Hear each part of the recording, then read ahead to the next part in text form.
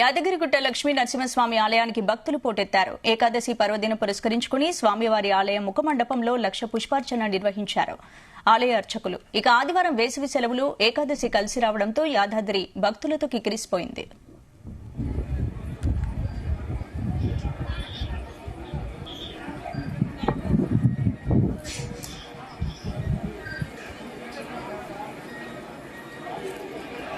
స్వామివారి సర్వదర్శనానికి 3 గంటలు, ప్రత్యేక దర్శనానికి 2 గంటల సమయం పడుతోంది. ఉదయం నుంచే నారసింహుని దర్శనం కోసం క్యూ లైన్లలో భక్తులు బారులు తీరారు. యాదాద్రిలో కొండపైన పార్కింగ్ స్థలం లేని కారణంగా వాహనాలను కొండ కింద పార్కింగ్ స్థలంలోనే నిలిపివేశారు.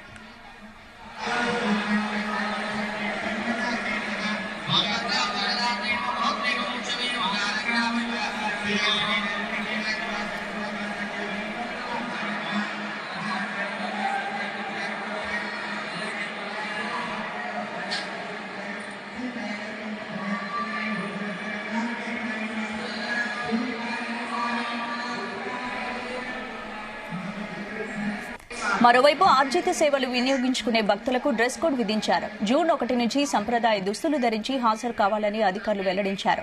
ధర్మదర్శనం క్యూ లైన్లలో వచ్చే భక్తులకు ఈ నియమం వర్తించదన్నారు. ఆర్జిత పూజల్లో పాల్గొనే భక్తులకు మాత్రమే ఈ డ్రెస్ కోడ్ తప్పనిసరిగా పాటించాల్సి ఉంటుందని ఆలయ ఈవో స్పష్టం చేశారు. ఇక యాదాద్రిలో రేపటి నుంచి లక్ష్మీ నరసింహస్వామి జయంతి ఉత్సవాలు ప్రారంభం కానున్నాయి. 3 రోజుల పాటు ఈ ఉత్సవాలు జరగనున్నాయి.